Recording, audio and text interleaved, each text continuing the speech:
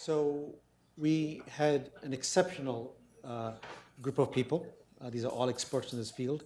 Um, Time is limited, so we couldn't go over every single question. But if you have any questions, email us, and we'll try to respond to you about that as well. Now, our second session is going to be people who have given their kidneys, right? And who better to ask who have gone through the process, right? So this was a kind of a we laid down the groundwork for our next session. But just this is a quote from the Dalai Lama about true meaning of life. So we are visitors on this planet, and you can read this. But I think this really applies to all our kidney donors, because the difference that they make in the life of the recipient and their family and their friends is humongous, is priceless. So we really cherish our kidney donors. And like Dr. Gritch mentioned, at least medically, I mean, psychologically benefits and psychosocial, and our past donors will be discussing that. But when they donate a kidney, there's nothing medically that's getting better. There's only potential for harm, right? But they still go through that process, and that's what makes them really priceless. So anyways, now I would like to bring our next panel. The first one is Brandy. So Brandy, if you want to come.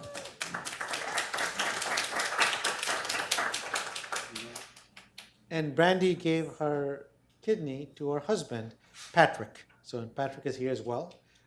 Then we have Dawn.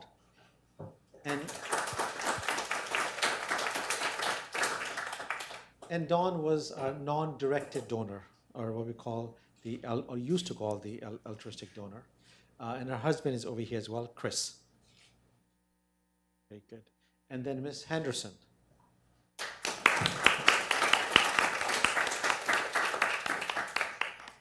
And Miss Henderson gave her kidney to her husband, Lewis, who's here as well. And then the other one that's not listed over here is Belinda. So, and Belinda gave her kidney to her son. So it was here. So we have a whole spectrum. There's a spouse-to-spouse donation, there's a mom to son, and there's also a non-directed or donor as well. And then we have Christina. Where's Christina? Okay. So Christina's over there. Yeah. Christina, you can bring your chair over here. I don't think we have. If somebody can help her. So Christina is our office manager and heavily involved with all my patients, fairs and stuff. So with that, I would like to start off with probably Brandy. Let's start with you, Brandy. Your experience with donation, and if you have any questions in the whole process that you went through. Hello. Again, my name is Brandy. I donated my kidney to my husband in December 2014. So we're coming up on our 2-year anniversary. And my husband was diagnosed with end-stage renal disease very unexpectedly. So it was kind of just an experience that went very quickly. The second I found out that he needed a transplant, I was tested and luckily a match. And he was on dialysis for a little bit of time, and we did the donation, and everything's great. Very good. And how was the process, the workup, and any challenges that you had, Brandy, or? No, not for me. I had never had an IV or gone to the doctor really for anything before. So it was an interesting process for me, but I'm not afraid of doctors or anything. So it was kind of exciting and fun. And yeah, it was good. And also, Brandy, so knowing your family, so this was to your husband, and you also have a son, your family. So what went through the whole process, deciding and to donate? Well, I think for me anyway, I just wanted him to be healthy again. So for me and my family, it was a huge transition for him to have to be on dialysis. And so we just wanted to get through it as quickly as possible and have him back to 100%. I'm in my mid-30s, and we just did this a couple years ago. And any post-op issues, post-operative? No, no, I'm all. It's okay, Doc. Rich is over here. He won't mind. No, I'm good. I mean, I didn't have any issues, thank God, after the surgery, and I was just kind of antsy to get back to life. You know, I was kind of bored after a week of laying around, so. Very good. Very good. Now, our next one is Dawn. By the way, if you have any questions, you can write them down and I'll ask them. So, Dawn. Hi, everyone. My name's Dawn Dorland, and I'm 36. But in 2009, when I was 29, I read an article in the New Yorker called "The Kindest Cut: What Kind of Person Gives a Kidney?" And the reason I tell you about that was because that's the piece of journalism that opened my eyes to the fact that I had something that I could give and that there was a need. And if you go back and read the article, it's actually a strange article to have, in a way, inspired a donation because it covers future style, a couple of people with pretty dubious motivations. It covers a gal in her 20s who wanted to give a kidney to a rock star, and then she was kind of bummed that she didn't get to be best friends with a rock star. But embedded in that article were also really inspirational stories, and the article ends with a woman who's a pastor who gave the kidney in a very not very hyped up way and said, you know, I've had worse flus than this operation. So that's what initially planted the seed. And I did end up 5 years later, after a course of different events, being on the table and giving my kidney to someone I didn't know here at UCLA. And in the meantime, I had read coverage. We saw those faces on the board. I read that article in the New York Times. So for me, my journey's been really informed by journalism. And what was going on inside of me that motivated me to donate or to know that this was something I wanted to do was understanding the need, understanding people were waiting so long on waiting lists here in California, and understanding that because of advances in medicine and software and logistics, like all the shipping of organs that's going on, that my donation had the impact, if I were so lucky, to impact many lives, not only one.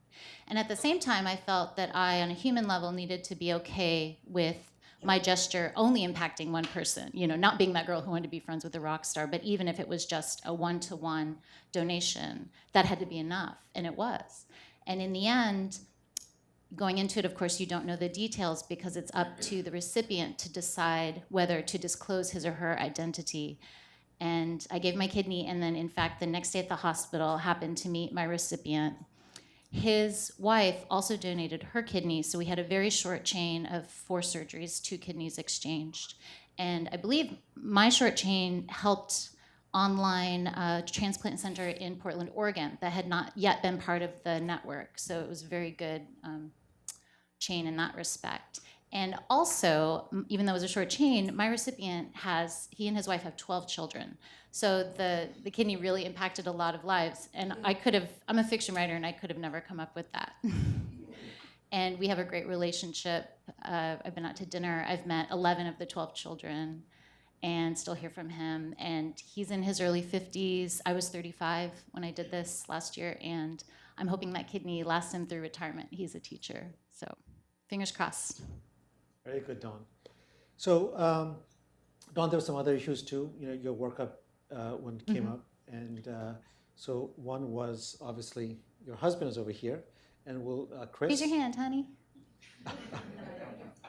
And Chris, do you want to see what you went through this process when your wife wanted to donate here, Chris? Yeah, I think there was a few stages that I went through. The first, like Dawn said, I remember we were living in Washington, D.C. at the time, and she brought up this article and had said, you know, and I've done more research, and I think I might want to do this. This is something I might look into. And at first I was just kind of surprised, you know, and then I just kind of pushed it away, and sort of went into this period of just denial or apathy around the whole thing instead of trying to get educated. And she, you know, kept working at it, and eventually we moved to California. We were right on UCLA's doorstep, and you know, she said, I'm going to get serious about this. I'm going to go for my medical evaluation. And even at that time, I was the the stubbornness and the surprise and the reticence moved into fear at that point, and I was really scared that my wife was going to have non-mandatory surgery. And although I knew her intentions were absolutely valid and altruistic, I just felt like I needed to be her protector or to step in and be her advocate. And then, she came home from her initial appointment with Dr. Rastogi and had said that, if you're not on board, they're not going to let me do this. So we had to have a few serious chats, and I needed to educate myself pretty quickly, because I didn't want to be the person that just shut things down because I was scared or I was uninformed. And so I went to the donor education. I went and had my own visit with Dr. Rastogi, and then I attended the kidney fair. And we talked to donors, a few donors outside of all that, and as I learned more and more, all that fear dissipated for a lot of reasons. And I got to see that she was part of a very supportive network. And because she had this team of advocates that, I didn't need to do that anymore. I didn't need to hold her back. And so, then I needed to do a little reflection and decide that we're married and this is part of being a partner, is to be supportive. And so I stepped into a supportive role, and I'm very glad I did. And it really was Chris's gift too, because he took care of me. He took time off from work, and it really is, you do need that network of support. It really does become someone else's gift too. Thank you, Chris. So actually, I lived through this because, Chris, I met with you a few times, and then you came to the fair, and like Dr. Gritch mentioned, so I told you this, if you weren't concerned, then that I would be concerned about that, right? So, so you were concerned, and rightly so, but you did go and get more educated about this, and you went to meetings. You actually met with me just for this issue, and then you came to the fair. Also, you met with other past donors, and that's why we have over here our past donors, because there's no better person to talk to than people who have gone through the process. I can talk about it, or Gritch can talk about it, but they've gone through this. And I think the quality of life is also very important, the potential adverse events, all those things, and they would be great people to talk to. But what I did tell Dawn when I met with her is, because you had mentioned that your husband has doubts, and I said rightly so, because that is important. And I did tell her that he should be on board. That's very important for the long term, because there's a lot of psychological aspects of the donation process as well. So I think this once again goes through this well thought out process.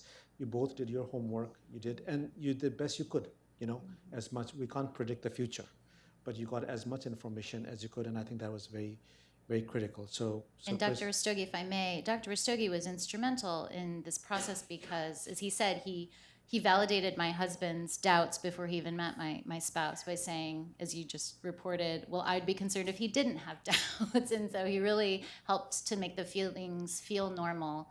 And we believe in combating any fear in life with information. So we got the information. We were able to see, because we're rational people, that risks were minimal, and we could still acknowledge risks and yet still make a decision to proceed, like we do every day in our lives when we get in a car to any host of situations. We're all taking risks, and one needs to be able to think about them rationally, which is why we decided to proceed. But Dr. Rastogi always provided that support and said, no matter how many times we need to meet, we're here for you.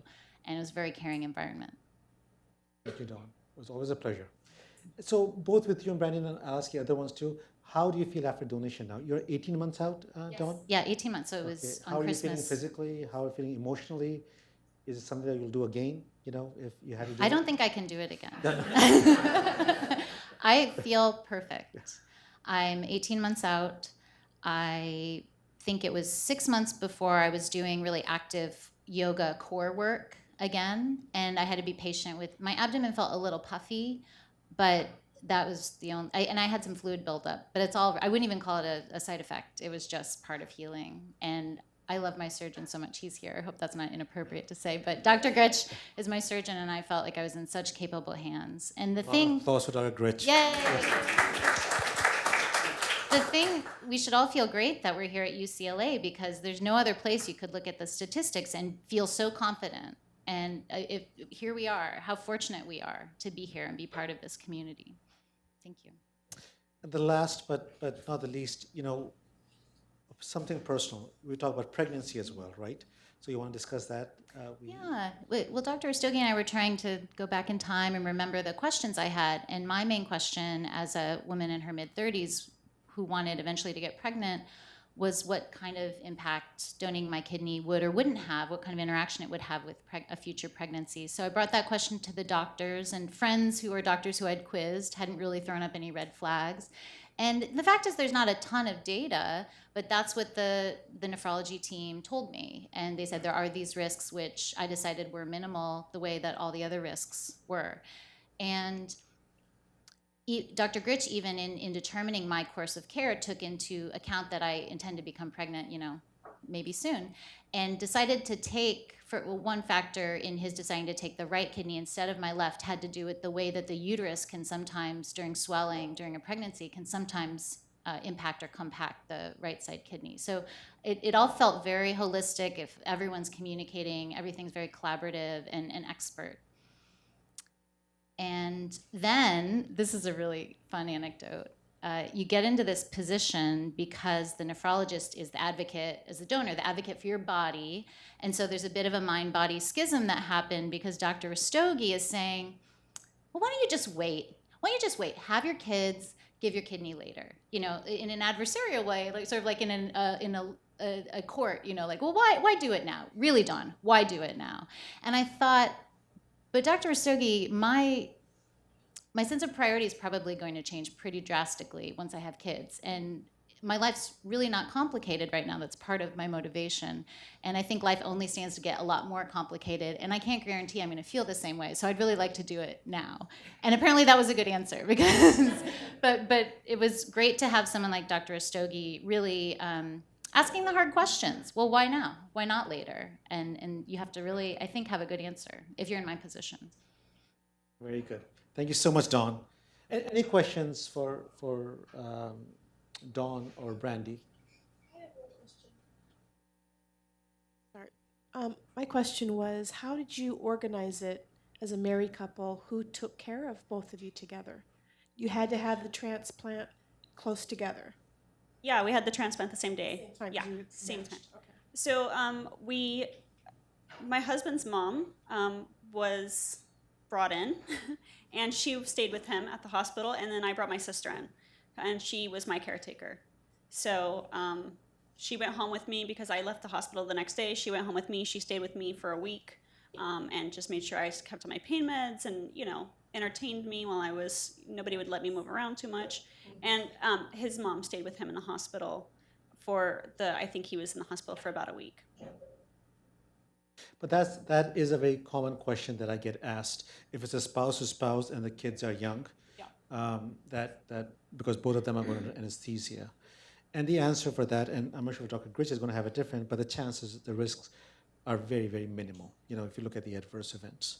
So the benefits definitely much, much outweigh, but that is a concern that comes up, quite frequently for us. Well, I think it's important that we have, like you said, two support systems. We need to support both the donor and the recipient through this process, and it sometimes takes a few weeks to get through the worst of it. So that's why the social worker and the independent donor advocate do try to ensure that you're not going to be asked to donate a kidney and then take care of your husband. Oh, no, I mean, absolutely. And UCLA made sure that I had all of my ducks in a row, and especially Dr. Rastogi was really on top of it in terms of, what is your support system at home, who's going to take care of you guys. You have to really think about, especially like you said, two parents going into surgery. With a teenager, it was just a process where we had to figure out who was taking care of who. So we lined everything up. So I think Brandy, and I'll see if Patrick wants to add something to it. But Dr. Gritch, I think your point is well taken, because it's not just the time at the surgery, right? The perioperative is after that too, and we try to look into as much as we can that it doesn't fall upon the donor to take care of the recipient as well at this time. So, and you had a very good support system, both of you. Definitely. Patrick, you want to add something? Chris? No, not really. I mean, it's just planning.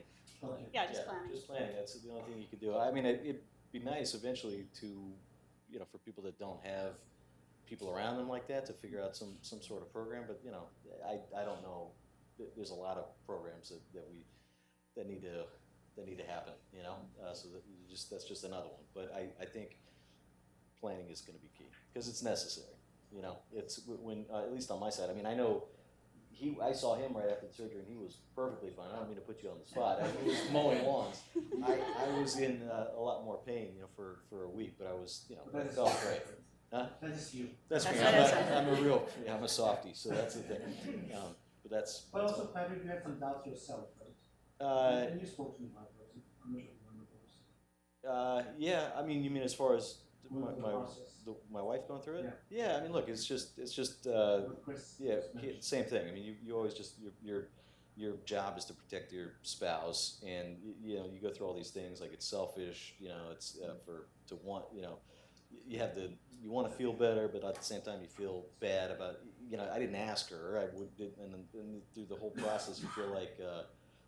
Then you feel guilty about not asking. Then you feel guilty about letting it happen. You know, and then so it's like it's like a real mind. You know, you go through a lot of this mind stuff. But at the end of the day, I mean, it's for us. I mean, we have this eternal kind of crazy love story. We've been together since we were, you know, just got to high school. So it's just kind of a nice. It just now I feel even closer. So it's even odder. Although I do have chocolate cravings. Every once in a while. You didn't have a.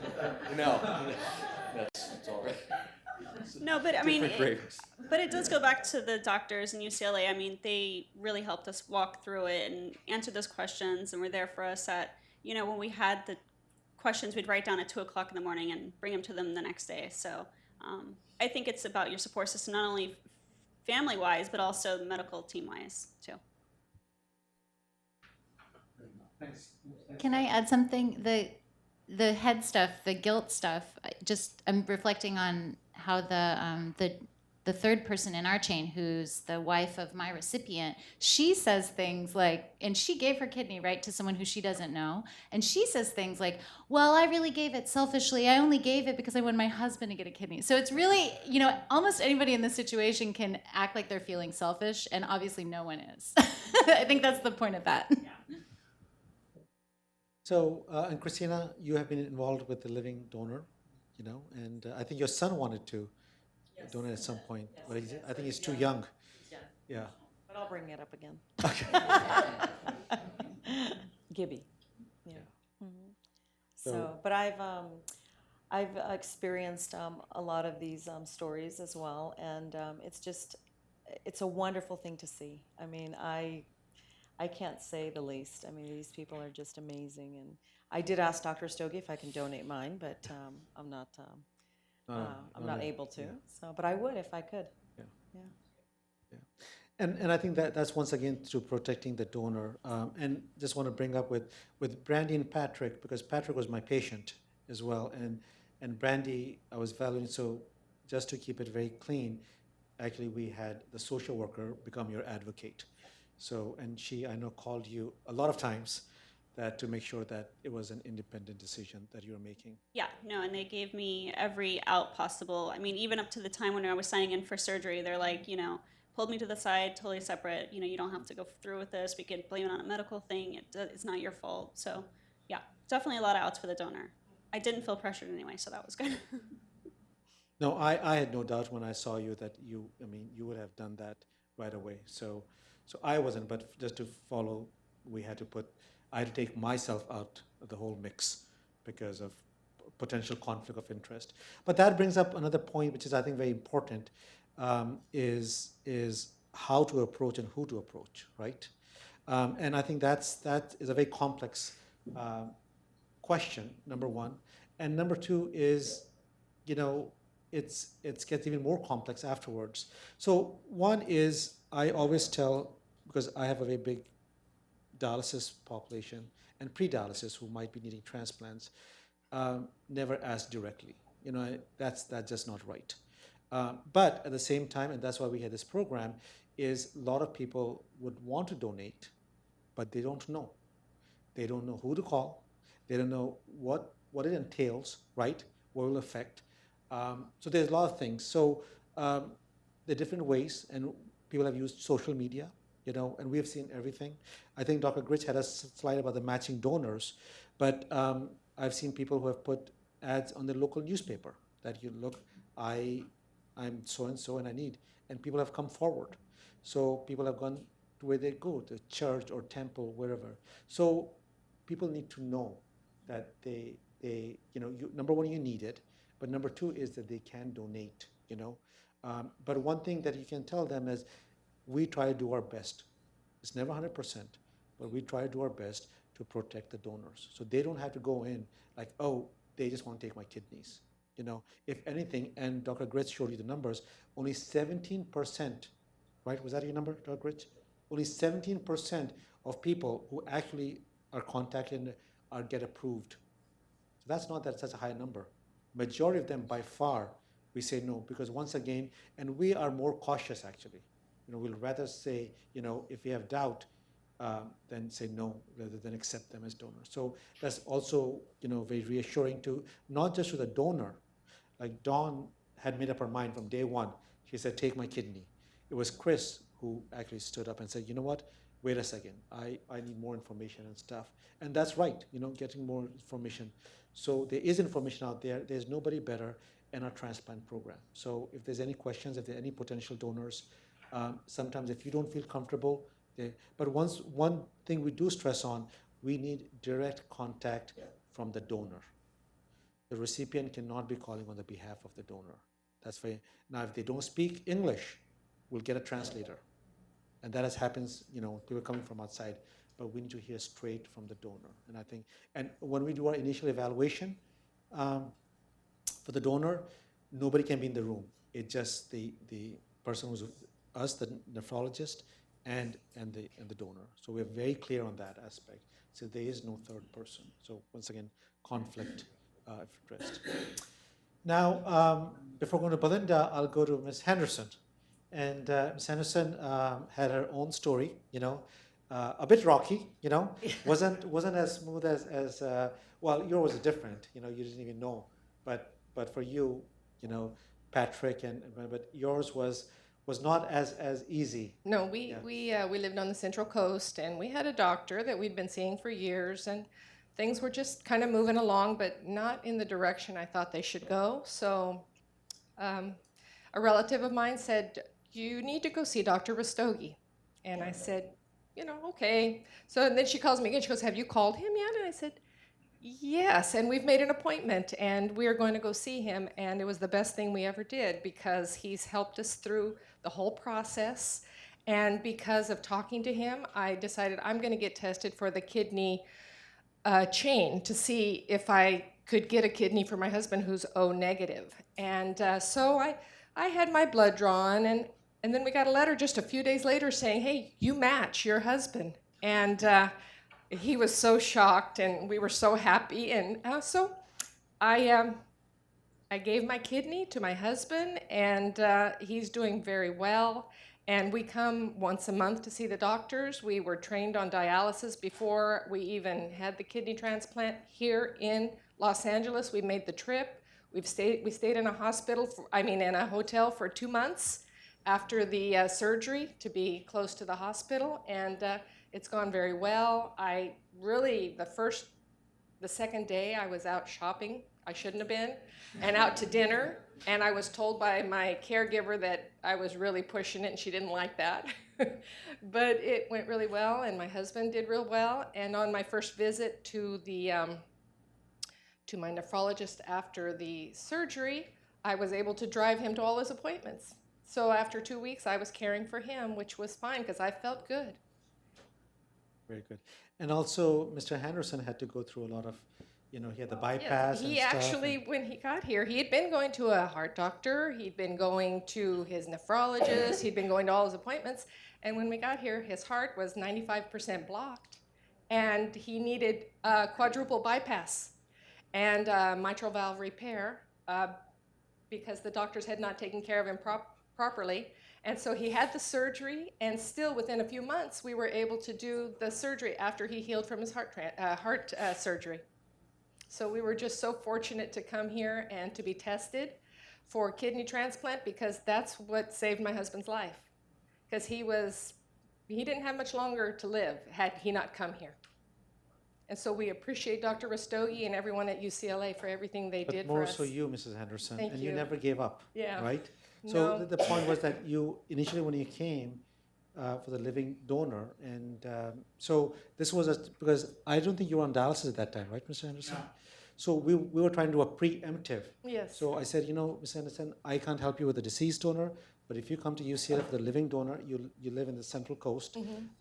So this was a bit of a drive, and a fair bit of drive, because there are other transplant programs, but we wanted to get the preemptive transplant. That's what I was really hoping for. Yes. And I But said, it you didn't. must come here, we'll get it done. And Yes. so once again, going back to what Dr. Grich had mentioned, even though it takes several months, but if we know that will make a big difference, especially like a preemptive transplant, we try to do our best. Yes. But then we found out there were some other issues, Yes, so lots of other so issues. we had to wait. But Mrs. Henderson never gave up. You didn't give up, Mr. Henderson, and you're here now. Yeah. And they came all the way from the Central just to attend this program to share with everybody else. Yes, we But you were did. supposed to come later this week. Yes. But you checked But in, we but were thank able you. to do it all at one time, Thank and you we so really much, appreciate Mrs. it. Thank you.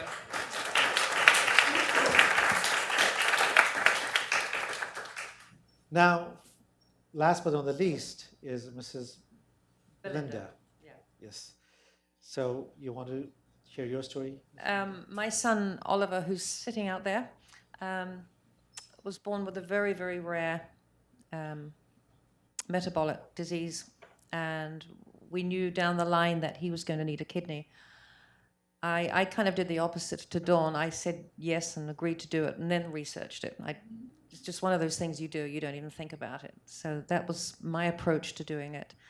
I did go on various websites, and I actually started an online relationship with somebody on the East Coast who was donating, so I could get a sense of what it was like. And one thing that came out of it, it was actually very easy. Again, I was up and around within a week, and I had Oliver by cesarean, so they just basically reopened the cesarean, if you really want to know the details, which was fine, actually. And but one element which I was surprised by was the emotional aspect. Having done that, I got hit very hard by the fact that I guess it was what I'd done, but I found it incredibly emotional. And I hadn't read nothing about that. But maybe it was just what our relationship was, I don't know, but that was extremely, it was kind of hard to handle. This was back in 2007, and the follow-up for me was, I had to make, nobody called or anything, and nobody seemed interested, and I went and made an appointment, turned up, and I basically, the doctor said, well, okay, just let me look at your scars. Oh, you're fine. That's fine. That was it. That's all I had, and it's been fine ever since, for me. Very good. So you're 10 years out almost. That's what 07. Nearly 10 years. Yeah, he actually needs another one. Yeah. We're desperately looking at the moment. I've actually put it out on Facebook and got some bites, which is great. One person is somebody I've only met once, and I know her to trust her. She's coming out from Texas in January to start the testing, and that's thanks to Facebook. So as you can see, transplant doesn't always work perfectly, and there's not always a perfect fairy tale ending to all stories, But I think we do the best we can, and we try to make the tough decisions as best we can. But I guess what I wanted to say is that we did say that there are some patients that don't have good outcomes from kidney donation. Dr. Rich, I don't think it was a bad outcome. He was not on dialysis for No. 8-9 years, right? Yeah. I'm not saying that's a bad outcome. No, but Your son. No, Oliver hasn't been on dialysis. Right. No, not at all. Yeah. Right. So he's getting close.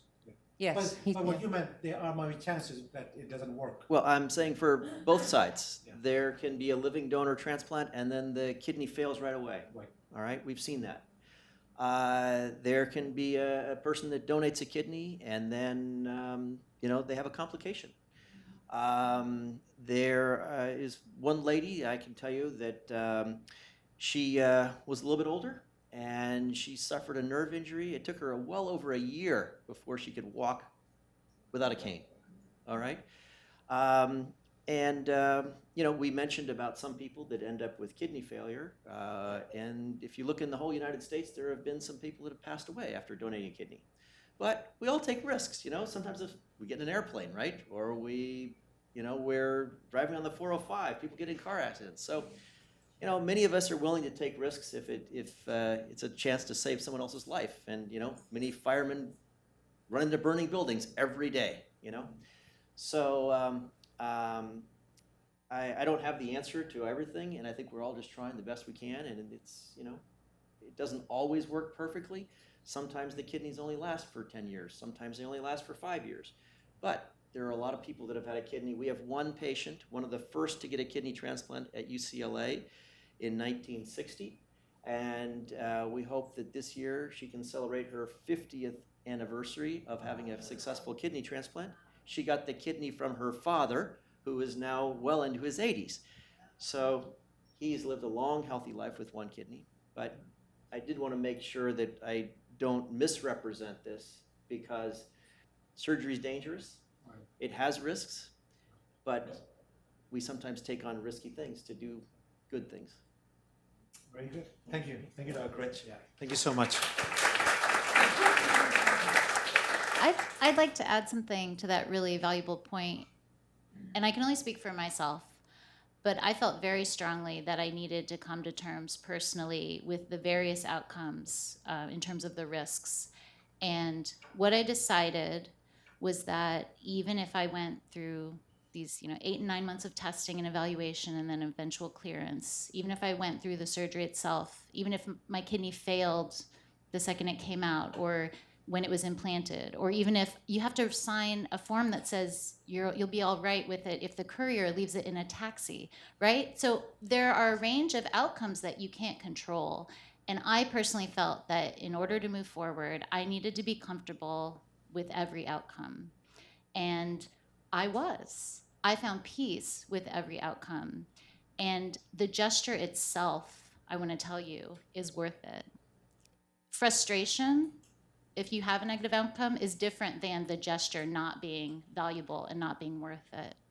And Belinda, I think it's so interesting when you speak about how emotional it was. And sure, it could very well be because it was your kin, but on the other hand, I also felt a tremendous amount of emotion that, even though it's a little awkward to talk about because it's something I did, and yet I somehow feel outside of it, I feel that the gesture contains a power that is something we all share. And even in the meeting room, when I'm meeting my recipient, I actually started crying over the thing I did, which is really awkward and embarrassing. But I agree with you that it's not something we speak about very often, and yet it's a very emotional experience because it's the power of our connection as humans to one another, even outside of kinship. I was there when she woke up. The very first thing Dawn said to me, when she was coming out of her anesthesia after, in post-op, I don't even think we knew if the operation was a success. Maybe we did, maybe we didn't, I can't remember. We didn't know much at all. But the very first thing she said to me was, "I'm glad I did this." And then we both, broke down crying for a while. But it's really rare. It's really rare that you get to do something like this for whatever reason you do. If you know the person, you don't. It's very rare to display something so human. So I was really proud of her. I still am. So. And how rare in our culture do we have the opportunity to make a gesture out of hope rather than fear? because it's socially acceptable to make a lot of decisions out of fear. I'll just let you think of examples. And it's actually pretty hard to say to someone, no, I'm doing something, actually, I'm facing fear and I'm doing something out of hope. And we don't always, it's often a rare opportunity. So take the opportunity. Brandy, do you want to say something? Want to say? No? Yeah. Doug Rich? No. Any other comments, guys? So very good. So I just want to thank everybody. It's been just priceless gifts that have been given.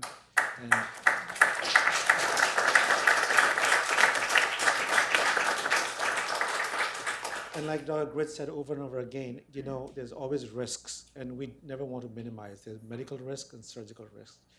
So you took all those risks, and you know. They paid off. Yeah, they did. They did. And I do also want to make sure all the volunteers, if they can come to the front, so I want to thank them. Linda, you want to come too? You're a volunteer as well. So all these people came on a weekend just to support the program.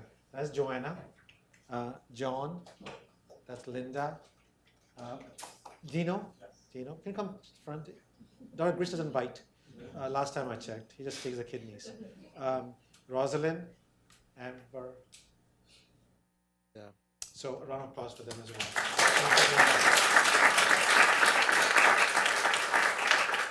well. And these people come on their own time to volunteer, and they prepared for this event and made sure that everything was in order. So I thank them. Thank you so much.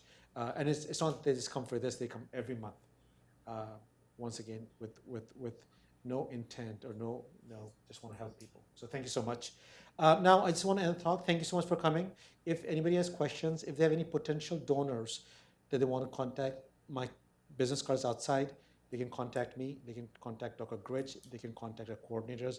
We'll be very, very happy to answer any questions that they have. And if there's any other questions you have about the program, please contact us, and also fill out the feedback form. I think it's very important, but that's how we learn. So once again, thank you so much, everyone, and we'll see you next month. Thank you.